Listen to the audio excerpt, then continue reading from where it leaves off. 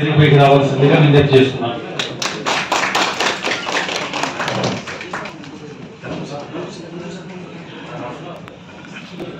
ఈనాటి కార్యక్రమానికి మనకు ముఖ్య అతిథిగా విచ్చేసిన పెద్దలు builders association president Shri Varipalli Shankar గారిని కూడా వేదికపైకి రావాల్సిందిగా విజ్ఞప్తి చేస్తున్నాను.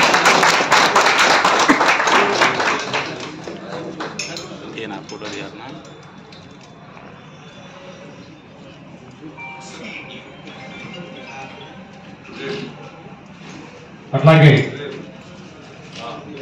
ఈ కార్యక్రమానికి అతిథిగా ఇచ్చేసిన సోదరులు ప్రెసిడెంట్ రాజా గారిని కూడా వేదికపైకి రావాల్సిందిగా విజ్ఞప్తి చేస్తున్నారు. సుధాబేన్ వైస్ చైర్మన్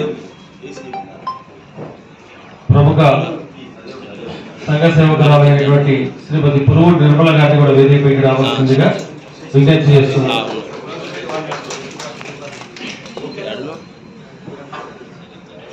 దయచేసి అనుకున్న మిత్రులందరూ కాస్త ముందుకు రావాల్సిందిగా విజ్ఞప్తి.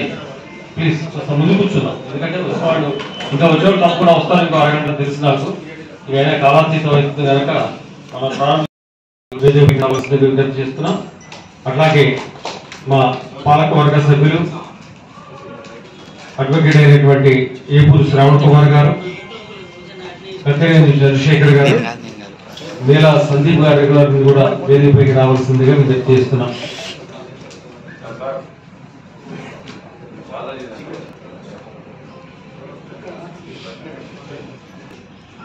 ఈ కార్యక్రమానికి వచ్చేసిన భవన నిర్మాణ యజమానులు, అదేవిధంగా భవన నిర్మాణానికి తోడ్పాటు అందిస్తున్నటువంటి వివిధ శాఖల్లో వర్తక వాణిజ్యం చేస్తున్నటువంటి వ్యాపార ప్రముఖులు మరియు రియల్ ఎస్టేట్ రంగంలో ఉన్నటువంటి మిత్రులు అందరికీ కూడా సుధా కోఆపరేటివ్ అర్బన్ బ్యాంక్ పూర్వక స్వాగతం తెలియజేస్తోంది. కార్యక్రమంలో ముందుగా ఈనాటి కార్యక్రమాన్ని ఉద్దేశించినటువంటి ఒక బ్రోచర్ని విడుదల చేయవలసిందిగా సుధా బ్యాంక్ చైర్మన్ శ్రీ మేళా మహాదేవ్ గారిని రిక్వెస్ట్ చేస్తున్నాం.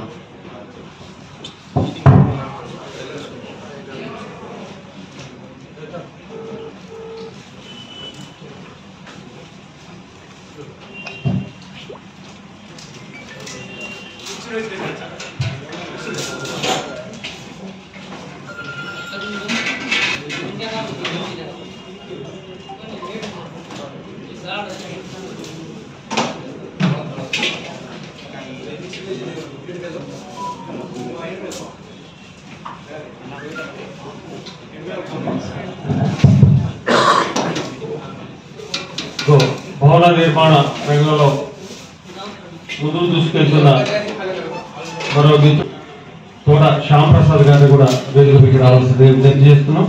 ఈ ఆవిష్కరణలో పాల్పంచుకోవాల్సింది విజ్ఞప్తి చేస్తున్నాం.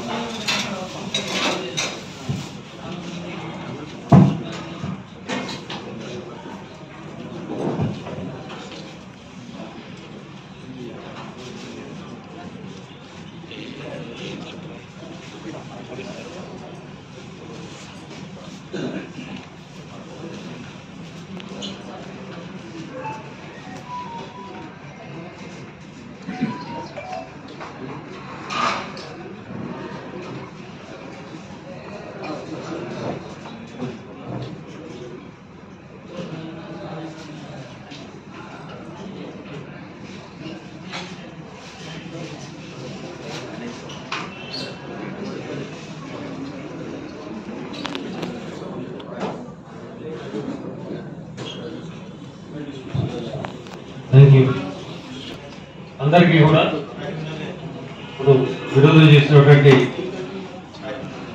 బ్రోచర్ని అందజేయవలసిందిగా విజ్ఞప్తి చేస్తున్నాం.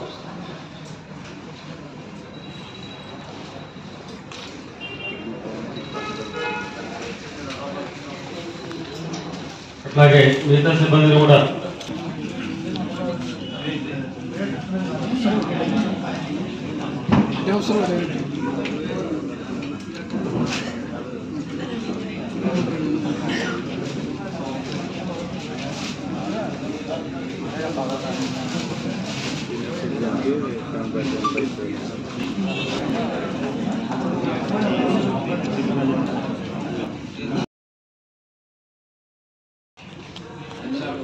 ఇప్పటి వరకు సుధా బ్యాంక్ ఎవరైతే బ్యాంకులోకి రుణం కావాలని అప్రోచ్ అవుతారో వాటికి మాత్రమే రుణాలు మంజూరు చేస్తూ ఉంది. శ్రీ అప్పో శ్రీనివాస్ గారిని వేదికపైకి రావాల్సిందిగా విజ్ఞప్తి చేస్తున్నాం.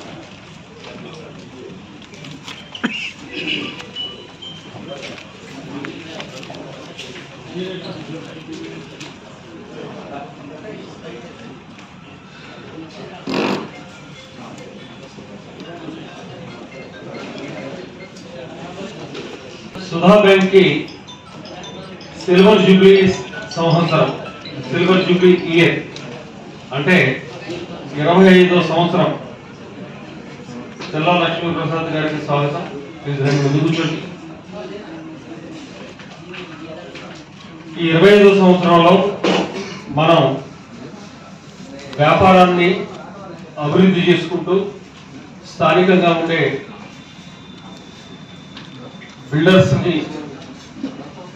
బిల్డర్స్ తోటి అనుబంధం కొనసాగిస్తూ పరస్పరం అభివృద్ధి చెందే దిశగా మనం ఆలోచించాలని గతంలో రిజర్వ్ బ్యాంక్ ఆఫ్ ఇండియా నిబంధనల ప్రకారం మనకు 10 సంవత్సరాలు ఈఎంఐ అంటే 10 సంవత్సరాల లోన్ పీరియడ్ 10 సంవత్సరాలు మాత్రమే మాకు అనుమతి ఉండేది. అయితే ఇటీవల కాలంలో సుధా బ్యాంక్ గ్రేడ్ 2గా అప్గ్రేడ్ అయ్యి అంటే 200 కోట్ల వ్యాపారం దాటిన తర్వాత గ్రేడ్ 2గా అప్గ్రేడ్ అవుతుంది. అప్గ్రేడ్ అయిన సందర్భంగా రిజర్వ్ బ్యాంక్ ఆఫ్ ఇండియా వారి నిబంధనల్ని కొంచెం సులభతరం చేసిన సందర్భంగా మేము 15 సంవత్సరాల పాటు లోన్ పీరియడ్ ఉండేటట్లుగా మనం దీన్ని ఒక స్కీమ్. ఇందులో హౌసింగ్ లోన్లు కూడా 2 రకాల లోన్లు ఉంటాయి. ఒకటి ప్రియారిటీ హౌసింగ్ లోన్, ఒకటి నాన్ ప్రియారిటీ హౌసింగ్ లోన్. అంటే రిజర్వ్ బ్యాంక్ ప్రకారం కొన్ని పరిమితులు లోబడి 30 లక్షల లోపు కనుక రుణం ఇచ్చినట్లయితే పరిమితులు లోబడి, ఆ పరిమితులు ఏంటంటే కూడా చెప్తాను. పరిమితులు లోబడి 30 లక్షలు లేదా అంతకంటే తక్కువ, 1 లక్షల నుంచి 30 లక్షల వరకు ఎంతైనా ఆ పరిమితులు ఇచ్చిన దాన్నేమో ప్రియారిటీ లోన్ సెగ్మెంట్ లోకి వస్తుంది. 30 లక్షలు దాటిన ఇళ్ళన్నిటి కూడా రిజర్వ్ బ్యాంక్ వారి దృష్టిలో డ్వెల్లింగ్ హౌసెస్ కాకుండా లగ్జరీ హౌసెస్ కింద లెక్క. 30 లక్షల కంటే పైన ఉన్న వాటికి నాన్ ప్రియారిటీ లోన్స్ అని ఒక లెక్కలోకి వస్తుంది. అయితే సుధా బ్యాంక్ యొక్క విచక్షణ ఏంటంటే ప్రియారిటీ లోన్లు నాన్ ప్రియారిటీ లోన్ అని కాకుండా రెండిటికి కూడా ఒకే స్కీమ్ వర్తించేటట్లుగా 15 సంవత్సరాల కాల పరిమితితోటి 1 లక్ష రూపాయలు కనుక మీరు లోన్ తీసుకున్నట్లయితే లక్షకి 1200 నెలకు ఈఎంఐ. 1 లక్ష తీసుకుంటే 1200, 10 లక్షలు తీసుకుంటే 12,000. ఇట్లా ఈఎంఐ కట్టేటట్లుగా సులభతరం చేశారు. 2 రోజుల క్రితం మన బిల్డర్స్ మిత్రులతోటి మన కాతూరు శంకర్, మన వరిపల్లి శంకర్, మన అబ్దుల్, హరి ఇంకా మిత్రులు చాలా మంది వచ్చారు మన దగ్గరికి. వాటితో మీటింగ్ పెట్టే సందర్భంలో నేషనలైజ్ బ్యాంక్ సైడ్ వడ్డీ తక్కువదిగా, మీది వడ్డీ ఎక్కువ ఉంది కదా, మరి మీ దగ్గర రావాలంటే చాలా మంది ఇబ్బంది పడతారు కదా అన్న సందేహం కూడా వెలిపించారు. సుధా బ్యాంకులో ఒక లోన్ ఉంది నాకు. స్టేట్ బ్యాంక్ ఆఫ్ ఇండియాలో 3 లోన్లు ఉన్నాయి. నా వెహికల్ లోన్ కానివ్వండి, ఇంకా ఇతర లోన్లు కానివ్వండి, మా రైస్ మిల్ లోన్ కానీ వేరే బ్యాంకులలో ఉన్నాయి. అంటే కొన్ని నిబంధనలు మా బ్యాంకులో మేము తీసుకోకూడదు కనుక పరిమితి మించి వేరే బ్యాంకులలో తీసుకున్నాం. సహజంగా మేమందరం పొద్దున్న వేస్తే డెబిట్ క్రెడిట్ ఇదే పని, అంటే లెక్కలే మాకు జీవితం. ప్రతిరోజు కూడా రూపాయి ఎట్లా వస్తుంది, రూపాయి ఎట్లా పోతుంది అన్న దాని మీదనే మేము పనిచేస్తూ ఉంటాం. ఒక బ్యాంకర్ మౌలికంగా ఏ కస్టమర్ అయినా వచ్చి నాకు ఏదైనా ఛార్జీలు పడిందనో, వడ్డీ పెరిగిందనో, వడ్డీ ఇంత అయిందనో అడుగుతుంటాడు. ప్రతి నెల కరెక్ట్ టైంకి వచ్చి ఈఎంఐ కట్టాడంటే అతనికి అసలు ఏం సందేహాలు రావు. ఎందుకంటే అతనికి ఏమీ పడవు. కానీ ఎప్పుడో జేబులో పైసలు ఉన్నప్పుడు మాత్రమే కట్టాలని మా వాళ్ళు ఫీల్డ్ ఆఫీసర్ ఫోన్ చేయంగా ఫోన్ ఎత్తకుండా డిఫాల్ట్ అయ్యి ఉన్న వాళ్ళు జేబులో డబ్బులు ఉన్నప్పుడు వచ్చి కడతారు. ఇట్లా కట్టి ఓ సంవత్సరం తర్వాత నువ్వు ఇంత కట్టాలా అని చెప్పి నోటీస్ ఇస్తాం. నోటీస్ చూసుకుని వామో నేను ఇంత కడితే మళ్ళీ ఇంత కట్టాలని నోటీస్ ఇచ్చారని మేము వచ్చి నోటీస్ పట్టుకొని వస్తాడు మా దగ్గరికి. రోజు కనీసం 10 నుంచి 20 మంది వస్తారు.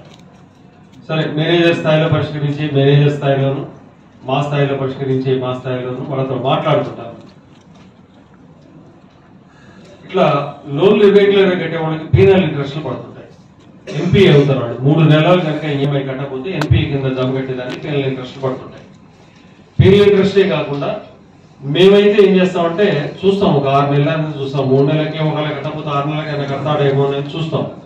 6 నెలలు దాటిన తర్వాత నెమ్మదిగా మా పిల్లల్ని పంపించడం, ముందు అసలు ఒక ఉత్తరం పోస్ట్ చేయడం, ఆ తర్వాత మా ఫీల్డ్ ఆఫీసర్లు వాళ్ళు పోవడం, ఆ తర్వాత ఇంకా పై ఆఫీసర్లు పోవడం, ఇట్లా ప్రక్రియ ఉంటుంది. అయితే ఉన్న సందర్భంలో కూడా మేము చాలా మానవతా దృక్పథంతో ఒక లెటర్ పోస్ట్ చేస్తే ఒక 50 రూపాయలు మాత్రమే, ఎందుకంటే అది రిజిస్టర్డ్ పోస్టులో చేసినందుకు అంతే ఖర్చు అవుతుంది 50 రూపాయలు. ఒక 9 నెలలు దాటిన తర్వాత మా వాళ్ళు ఏమన్నా పోతే ఒక 120 రూపాయలు అట్లా వేస్తాం. ఇక సంవత్సరం దాటి కూడా ఎంపీ అయిపోతే దానికి లోన్ అమౌంట్ బట్టి ఆ నెలకి ఎంతైతే పీనల్ ఛార్జెస్ ఉంటాయో, అపరాధ రుసుము ఉంటుంది, అది పడుతుంది. ఇట్లా లెక్కేసుకున్న సందర్భంలో మీకు ఏమనిపిస్తుంది అంటే చాలా కట్టేసాం, మనకి ఇంకా ఇంత బాకీ ఉందా అనిపిస్తుంది. కానీ అదే సందర్భంలో మీకు తక్కువ వడ్డీ ఇచ్చే నేషనలైజ్ బ్యాంక్ ఉంటుంది కదా, ఆ నేషనలైజ్ బ్యాంకులలో మీకు 9.5 నుంచి 10.5 హౌసింగ్ లోన్ ఉన్నాయి బ్యాంకును బట్టి. మరి బ్యాంకులు కూడా నేను చెప్పాను కదా, priority sector, non priority sector, highest score, borrower credibility అనే చాలా విషయాల్లోనే ఇప్పుడు చెప్తాను మీకు. వాటిని బట్టి మీకు ఇచ్చే ఒక రుణం అది మీకు ఆధారపడి ఉంటుంది. అది ఒక 2 సంవత్సరాలు మీరు రెగ్యులర్గా కట్టిన తర్వాత కూడా 2 సంవత్సరాలు మీరు కట్టిన తర్వాత కూడా మీరు కట్టవలసిన అమౌంట్ ఎంత, కట్టిన అమౌంట్ ఎంత, మీరు లోన్ తీసుకున్నది ఎంత, 2 సంవత్సరాల్లో మీకు పడ్డటువంటి వడ్డీ శాతాన్ని ఖర్చులతో కలుపుకుని వడ్డీ శాతాన్ని లెక్కేసుకుంటే ఖచ్చితంగా 12 పైనే ఉంటుంది. అంటే ఫలానా బ్యాంక్ అని నేను ఆ పేరు చెప్తలేదు, బ్యాంకర్గా వేరే పేరు చెప్పకూడదు. కానీ మీరు సూర్యాపేటలో ఉన్న మీరు ఎవరన్నా ఏ బ్యాంకులో లోన్ తీసుకుని ఉంటే మీరు రేపే వెళ్ళి ఒక అకౌంట్ స్టేట్మెంట్ తెచ్చుకోండి. మీరు తెచ్చుకుని ఒక అకౌంటెంట్ దగ్గర మీకు లెక్క వస్తే పర్లేదు, లెక్క రాకపోతే ఒక అకౌంటెంట్ దగ్గర కూర్చుని అన్నా నాకు 9.5 అన్నారు, 10 అన్నారు, నాకు 10 కడుతున్నానా ఎక్కువ కడుతున్నానా అని లెక్కించుకోండి. లెక్కించుకుంటే ఖచ్చితంగా 12% కంటే తక్కువ ఉంటే నా దగ్గరికి రండి, నాదే బాధ్యత. ఎందుకంటే మన షెడ్యూల్ బ్యాంక్ వాళ్ళు, ప్రైవేట్ బ్యాంక్ వాళ్ళు ఏంటంటే వాళ్ళు కేవలం ఒక SMS మాత్రం ఇస్తారు. SMS ఒక ఛార్జీ ఉంటుంది, మీ దగ్గరికి రారు. ప్రతి నెల మీకు అడగడానికో లేకపోతే మీ దగ్గర వచ్చి ఇన్స్పెక్షన్ చేసినట్టుగా ఇన్స్పెక్షన్ ఛార్జెస్ తీసుకుంటారు, పీనల్ ఛార్జెస్ తీసుకుంటారు, పోలియో ఛార్జెస్ తీసుకుంటారు, అకౌంట్ మెయింటెనెన్స్ ఛార్జెస్ తీసుకుంటారు, SMS ఛార్జీలు వేసుకుంటారు, ATM ఛార్జీలు వేసుకుంటారు. మీకు వాళ్ళు డెబిట్ కార్డు కానీ ఇష్యూ అయితే వాడు అకౌంట్ ఓపెన్ అయినప్పుడు డెబిట్ కార్డు ఇస్తారు, మీకు ఫ్రీగా డెబిట్ కార్డు ఛార్జీలు కూడా ఇస్తారు. ఆ ఛార్జీలు అన్ని కలిపి కనుక మీరు లెక్కేసుకుంటే 12% కనుక తక్కువ ఉంటే ఏమంటే నేను మీరు సమావేశంలో బహిరంగంగా ఇంత 100 మంది ముందులో ఇన్ని అబద్ధాలు చెప్పారేందని నన్ను అడగండి. అంటే ఒక 6 నెలలకు కాదు నేను చెప్పేది, ఒక 2 సంవత్సరాలు దాటిన తర్వాత మొత్తం 2 సంవత్సరాలు 3 సంవత్సరాలు దాటిన తర్వాత మీరు కట్టిన డబ్బులు ఎన్ని, మీరు కట్టవలసిన డబ్బులు ఎన్ని, మీరు ఇంకా ఎంతమంది ఎంత కట్టమంటున్నాడు, కట్టవలసిన దానికి కట్టిన దానికి మధ్యన డిఫరెన్స్ లో మీకు ఎంత శాతం వర్కౌట్ అయింది. సింపుల్ గా చూసుకున్నట్లయితే 12% మీకు ఉంటుంది. అంటే మీరు కూడా ఇవన్నీ వేస్తారంటే నిజానికి చెప్పారు కదా, కేవలం ఒక ఉత్తరం పంపితే ఒక 50 రూపాయలు వేస్తాం, మా మనిషి మీ ఇంటికి వస్తే ఒక 120 రూపాయలు పెట్రోల్ ఖర్చు చేస్తాం. ఇక ఇతర ఖర్చులు ఏమీ లేకుండా కేవలం మేము వాగ్దానం చేసినటువంటి 12% మాత్రం వేస్తాం. ఇక రెండో డిఫరెన్స్ ఏంటంటే నేషనలైజ్ ప్రైవేట్ బ్యాంకులలో ఫ్లోటింగ్ ఇంట్రెస్ట్ ఛార్జ్ అని ఉంటుంది, మా బ్యాంకులో ఫిక్స్డ్ ఇంట్రెస్ట్ ఛార్జ్. అంటే మేము ఏదైతే మీతో సంతకం పెట్టించుకున్నాయో మీకు 12% హౌసింగ్ లోన్స్ ఇస్తానని మీతో ఏదైతే కాంట్రాక్ట్ మీద సంతకాలు పెట్టించుకున్నామో అందులో ఫ్లోటింగ్ ఛార్జ్ అనే నిబంధన మా దాంట్లో లేదు. మీరు సంతకం పెట్టినప్పుడు మీకు తెలియకుండానే సన్న అక్షరాలతో రాసి ఉంటుంది, రిజర్వ్ బ్యాంక్ ఆఫ్ ఇండియా సమయానుకూలంగా పెంచేటువంటి వడ్డీ రేట్లకు అనుగుణంగా మా బ్యాంకు కూడా వడ్డీ రేట్లను పెంచడం కానీ తగ్గించడం కానీ జరుగుతుంది అని చెప్పి మీతో సంతకం పెట్టించుకుంటారు. మీరు దాన్ని ఒకవేళ ఎవరైనా ఇంగ్లీష్ వచ్చి చదివి ఏంది సార్ నాకు ఇంట్రెస్ట్ కూడా పెంచుతారు భవిష్యత్తులో ఉంది తగ్గిస్తారని అంటే అయ్యో తగ్గించినప్పుడు తగ్గిస్తాం కదా, పెంచినప్పుడు పెంచుతాం కదా, అందులో కదా మీకు బాధ ఏముందని చెప్తాడు.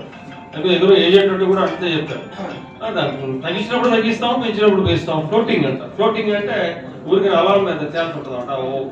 ఒక కార్డు ఉండదు, ముందుగానే పోతే వెనకన పోతే ఆ ఫ్లోటింగ్ ఛార్జీలో గత 4 సంవత్సరాలుగా భారతదేశ ఆర్థిక పరిస్థితి కరోనా వల్ల ఇబ్బందులు ఏర్పడటం వల్ల reserve bank of India 4.75 repo rate నుంచి 6.50 రెపో రేటుకి పెంచింది. 4.75 ఉన్నప్పుడు మా హౌసింగ్ రుణాల మీద వడ్డీ రేటు 8.75 ఉండేది. ఆ తర్వాత ఎప్పుడైతే నిమ్మడంగా రిజర్వ్ బ్యాంక్ ఆఫ్ ఇండియా ప్రతి 6 నెలలకి పరపతి విధానం మారుస్తూ ఉన్న సందర్భంలో రెపో రేటు పరపతి విధానంలో పెంచినప్పుడల్లా 5 పాయింట్లు రిజర్వ్ బ్యాంక్ ఆఫ్ ఇండియా పెంచితే మీకు కూడా ఒక 0.5% వడ్డీ పెరిగిపోతూనే ఉంటుంది. మీ అకౌంట్ లో మీకు చెప్పరాండి. నెక్స్ట్ ఇమీడియట్ క్వార్టర్ కి అంటే ద ప్రిసీడింగ్ క్వార్టర్ అంటే మీ ముందున్న రాబోయే క్వార్టర్ కి 0.5% పెరుగుతుంది. అది ఎట్లా పెరుగుతుంది అంటే 4.75 రెపో రేట్ నుంచి ఇప్పుడు 6.50 అంటే మీకు దాదాపుగా 2% వరకు ఇంట్రెస్ట్ రేట్ పెరిగే ఉంటుంది. మీకు వాగ్దానం చేసిన అప్పుడు మీరు ఇల్లు కొన్నప్పుడు ఇల్లు కట్టుకున్నప్పుడు మీకు 8.5, 8.25, 8.75 అని చాలా తక్కువ వడ్డీ రేట్లు చెప్తారు. కానీ ఈ రోజు మీరు చూసుకున్నట్లయితే మీ ఖాతా చూసుకున్నట్లయితే అది ఒక 11.25 వచ్చి ఉంటుంది. ఇంకా అదనపు ఛార్జీలు పైన చుక్క గుర్తుంటుంది. మీకు తెలుసు ఏదైనా కరపత్రం చూడగానే హిందుస్థాన్ లెవర్ లిమిటెడ్ అను లేదా ఇంకో చాలా కరపత్రాలు ఏం చేస్తారంటే మీకు సెల్ ఫోన్ కూడా మన ఐఫోన్ మీకు 59,000 అంటాడు, కింద చుక్క పెడతాడు, నిబంధనలు వర్తిస్తాయని సన్నగా రాస్తారు. మీరు 59,000 అని చెప్పి ఒక సెల్ షాప్ పోగానే మీ దగ్గర ఇంకో కొత్త ఐఫోన్ మాకు రిఫండ్ ఇస్తారా? మరి ఆ తర్వాత మీకు HDFCలో కార్డు ఉందా? మీ దగ్గర క్రెడిట్ కార్డు ఉంటే మా దగ్గర లోన్ తీసుకుంటారా? ఇట్లా 5 నిబంధనలు చెప్తాడు. 5 నిబంధనలు ఎవరి దగ్గర మానవ దగ్గర ఉండదు. ఫస్ట్ అసలు కొత్త సెల్ ఫోన్ కొత్త ఎందుకు కొంటాడు? కొండ కదా. ఎక్స్చేంజ్ కోసం బోనస్ 20,000 అంటాడు. కానీ ఎక్స్చేంజ్ బోనస్ మన కొత్త ఫోన్ మళ్ళీ కొత్త ఫోన్ కొనడం ఎందుకు? పాత ఫోన్ అయితే 10కి రాదు 2,000 వస్తాడు. కొట్టుకెళ్ళిన తర్వాత చెప్తున్నాడు. మీరు లోన్ తీసుకెళ్ళిన తర్వాత చెప్పరా? అప్పుడు బ్యాంక్ కూడా ఏం చేస్తాను, లోన్ తీసుకున్నప్పుడు ఎంత ఇంట్రెస్ట్ రేట్ అంటే ఫ్లాట్ గా మాది 9.5 అంటే తర్వాత మీకు అప్లికేషన్ లో రాసేటప్పుడు 10.25 అంటాడు. ఎందుకంటే మీకు స్కోరింగ్ లేదండి, మీరు ఇన్కమ్ ట్యాక్స్ కట్టలేదు, మరి బాగా బ్యాడ్ స్కోర్ ఉంది, మీ స్టోర్ తీసుకున్నాడు. అప్పటికే మీరు లీగల్ స్కూల్కి 10,000, వాల్యుయేషన్ 10,000, మరి తిరగడానికి 10,000, 30,000 ఖర్చు పెట్టారు. వెనకలు పోలేదు, ముందుకు పోలేదు. మరి గాలి ఏం చేస్తామని నా స్కోరింగ్ బాగాలేదు కదా, నిన్నే భయపెట్టి నిన్ను ఆత్మరక్షణలో పడేస్తాడు. నా స్కోర్ అంత తక్కువ ఉందా ఈ సమాజంలో అనేటువంటి పడేస్తాడు. పైగా నువ్వు ఇట్లా స్కోరింగ్ బాగాలేకపోతే మళ్ళీ ముందు మీకు లోన్లు రావన్నా బాగా స్కోరింగ్ తెచ్చుకుని సివిల్ రేటింగ్ చూసుకోండి. బాగా ఆ సివిల్ రేటింగ్ కనుక బాగున్నట్టయితే మీకు లోన్లు బాగా వస్తాయని చెప్తున్నాను. తీరా మీరు చూసుకున్నట్టయితే 3 సంవత్సరాల తర్వాత 12% కంటే ఎక్కువ వస్తుంది. మేము కూడా సివిల్ రేటింగ్ చూస్తాం. అయితే పైనుంచి దిగి వచ్చిన ఆకాశం నుంచి దిగి వచ్చిన దేవతలకు ఉండాల్సిన సివిల్ రేటింగ్ ఉండాలని మేము ఎక్స్పెక్ట్ చేయము. ఈ సమాజంలో ప్రతి ఒక్కరు కూడా ఒక ఇల్లు కొనుక్కుంటాడు, ఒక మోటార్ సైకిల్, ఒక కారు కొనుక్కుంటాడు, ఇంకేదో పర్సనల్ అవసరాలకు ఏదో లోన్లు తీసుకుంటారు. అది వెనుకో ముందు డిఫాల్ట్ కాకుండా అంటే వాడి మీద సర్పాస్ యాక్ట్ లేకుండా డిఫాల్ట్ లేకుండా ఉన్నంత వరకు రీజనబుల్ క్రెడిట్ స్కోర్ ఎంత ఉంది, రీజనబుల్ సివిల్ రేటింగ్ ఎంత ఉందో కూడా చూస్తాం. ఇవన్నీ చూసిన సందర్భంలో సుధా బ్యాంక్ లో లీగల్ స్క్రూటినీ మీరు ఇచ్చినట్లయితే ఒకవేళ ట్రాక్ చేయడానికి బాగా కష్టమయ్యి బాగా వెనకలు పోయి తాత నుంచి ముత్తాతలు వెనకలు పోయి 30-40 పాడని 30-40 కాసరాలు లేదా ఈ ఊరు నుంచి ఆ ఊరు నుంచి అథెంటికేషన్లు, అఫిడవిట్లు, కాపీ డాక్యుమెంట్లు ఇవన్నీ తెప్పియటం కాకుండా సాధారణంగా ఒక డాక్యుమెంట్, ఒక లిక్విడ్ డాక్యుమెంట్, ఒక ఈసీ అన్ని పర్ఫెక్ట్ గా ఉన్నాయనుకోండి, లీగల్ స్కూటీ మా సుధా బ్యాంక్ లో 5,000 కంటే మించి ఎవరు తీసుకోవద్దని చెప్పి మా లాయర్లు గట్టిగా చెప్పారు. రెండు మా వాల్యూస్ కూడా మీరు తీసుకునే లోన్కి 1,00,000 రూపాయలకు 125 రూపాయలు reserve bank of India decide చేసి 1,00,000 రూపాయలు తీసుకుంటే 125 రూపాయలు మాత్రమే. ఆయన ప్రస్తావనలు వచ్చా, కొలత వేసా, లేజర్ కొలతలు వేసా, ఆ కొలత డిజిటల్ కొలతలు వేసా, ఇవన్నీ నడవు. మా సుధా బ్యాంకు 1,00,000 రూపాయలకి లెక్క మీరు వాల్యూషన్ తీసుకుంటే 125 రూపాయలు, 10 లక్షలు తీసుకుంటే దానికి ఎంత అవుతుందో అంత, 30 లక్షలు తీసుకుంటే ఎంత అంత వాల్యూషన్. అయితే ఈ అన్ని కూడా సులభతరంగా ఉన్నాయి కూడా గతంలో ఉన్నాయి. ఇప్పుడు కొత్తగా కనిపెట్టింది ఏం కాదు, కానీ కొత్తగా ఇచ్చేవి కూడా ఏం కాదు. ఈనాడు మేము 25వ సంవత్సరం అన్సుర్బాయ్ 25వ సంవత్సరంలో అడుగు పెడుతున్న సందర్భంలో గత 25 సంవత్సరాలుగా గౌరవనీయులు పెద్దలు మహానుభావులు మేరా సక్షాణి గారు నేను కలిసి బ్యాంక్ స్థాపించిన సందర్భంలో ఈ సూర్యాపేట సమాజంలో మాకు ఉన్నటువంటి గుర్తింపు కానీ గౌరవం కానీ నమ్మకం చేత ఒక్కనాడు కూడా ఎవరింటికి పోయి మేము లోన్లు అడగలేదు, ఒక్కనాడు కూడా ఎవరింటికి పోయి డిపాజిట్ పని అడగలేదు. అయితే మేము సూర్యాపేటలో బ్యాంకు ప్రారంభించినప్పుడు మాది 6వ బ్యాంక్. ఈరోజు సూర్యాపేటలో దాదాపు 45 బ్యాంకులు ఉన్నాయి. వ్యాపారంలో పోటీ ఏర్పడింది. ఈరోజు రంగుల షాప్ పెట్టినప్పుడు 3 ఉండేవి. ఈ సూర్యాపేటలో 65 రంగుల షాపులు ఉన్నాయి. అట్లా ప్రతి ఒక్కరు పట్టణం విస్తరిస్తుంది, వ్యాపారాలు విస్తరిస్తున్నాయి.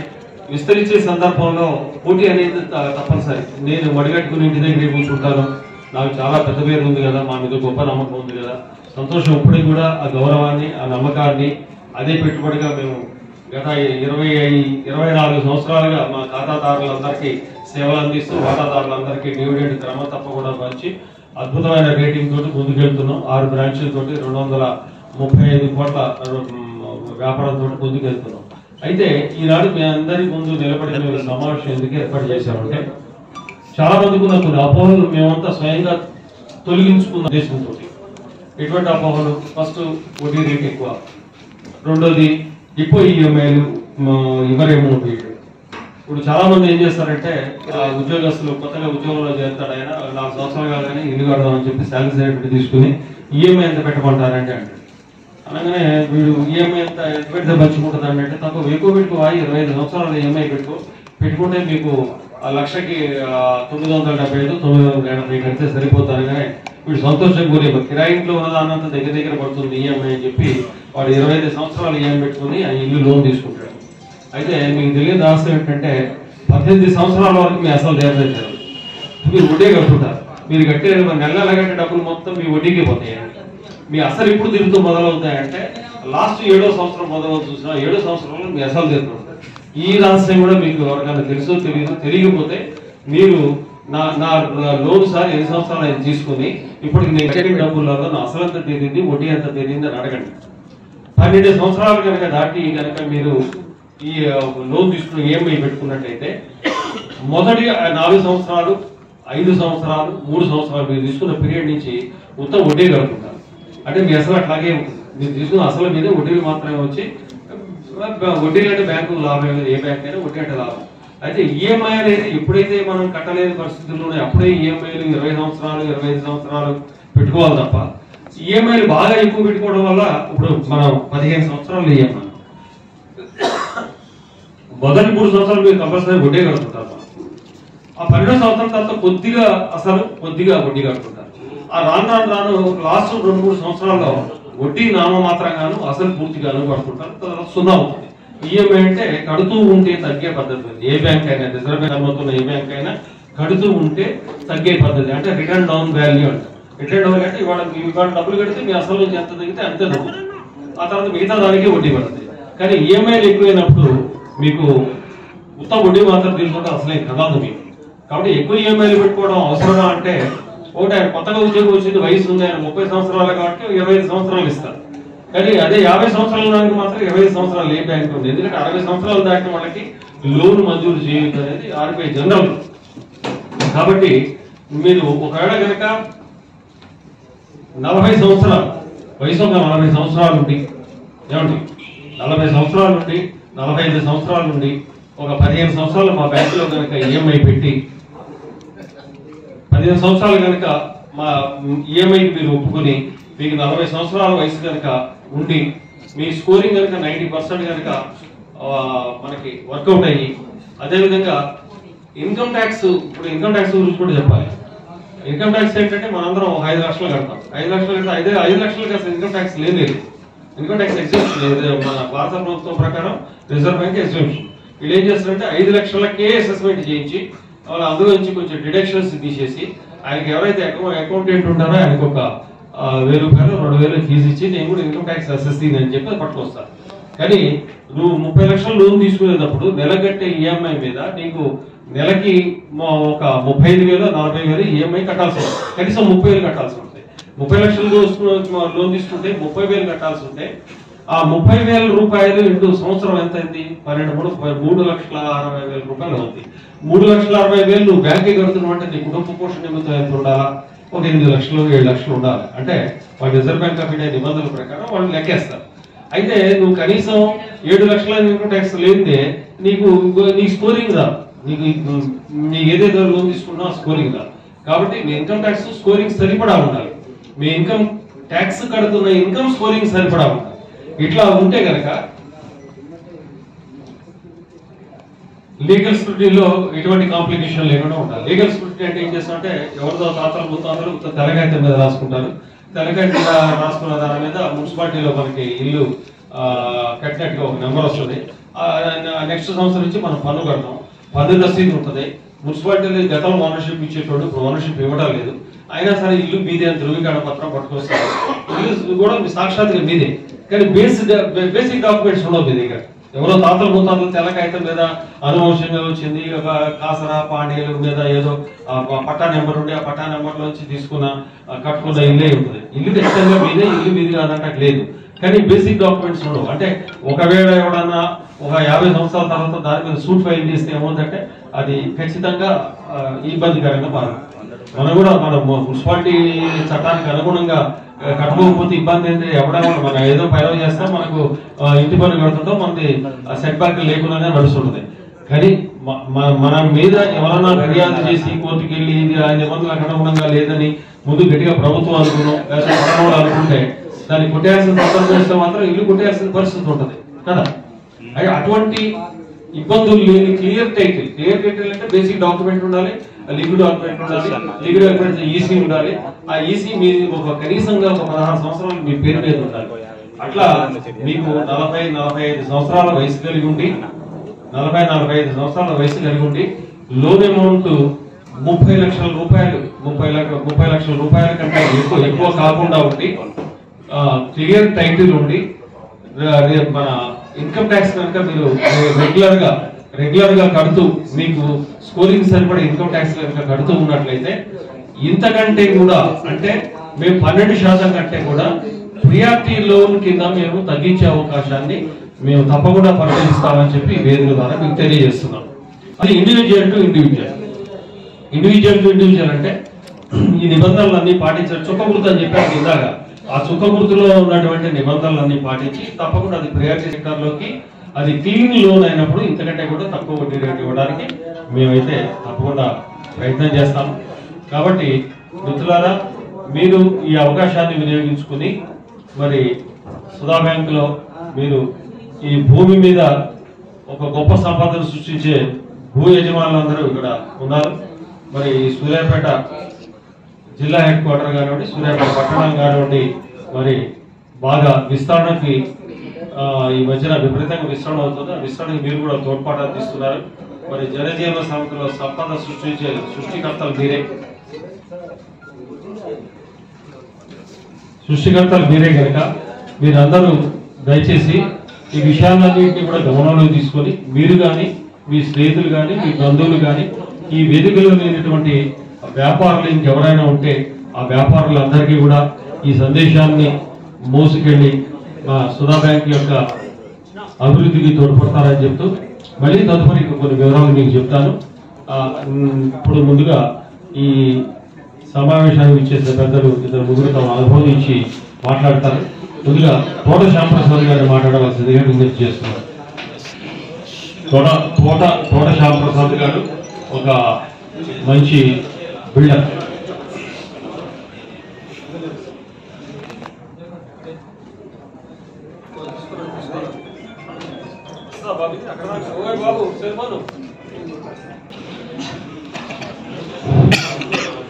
అందరికీ నమస్కారం.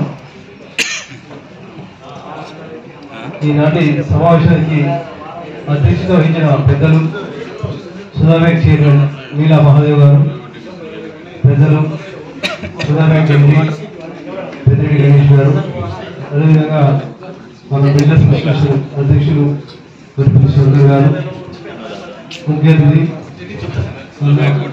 పెద్దిరెడ్డి రాజా గారు, అదేవిధంగా సుధా బ్యాంక్ డైరెక్టర్ కట్టే చంద్రశేఖర్ గారు, డాక్టర్ సందీప్, ప్రొఫెసర్ శివ గారు, చుంగుడి తిమ్మల గారు, మిత్రుడు గారు, మిత్రుడు అప్పట్రావు గారు, అందరికీ కూడా నమస్కారం. ఎందుకంటే సూర్యాపేటలో ఏ బ్యాంకు కూడా ఈ విధంగా ఒక సమావేశం నిర్వహించి మేము ఈ విధంగా లోన్స్ ఇస్తాము, ఈ విధంగా మేము మీకు గైడ్ చేయగలుగుతాము అని చెప్పడం చాలా సంతోషం. ముందుగా వారికి చెప్పడం ద్వారా మనందరం అభినందన తెలియజేద్దాం. దీంట్లో స్టేట్ ఫార్వర్డ్ వాళ్ళు చెప్పారు 12% అనేది, దానికి ఏ విధంగా మనకు తగ్గుతుంది, ఏ విధంగా ఈక్వల్ ఉంటుంది, ఏ విధంగా మనకి యూజ్ అవుతుంది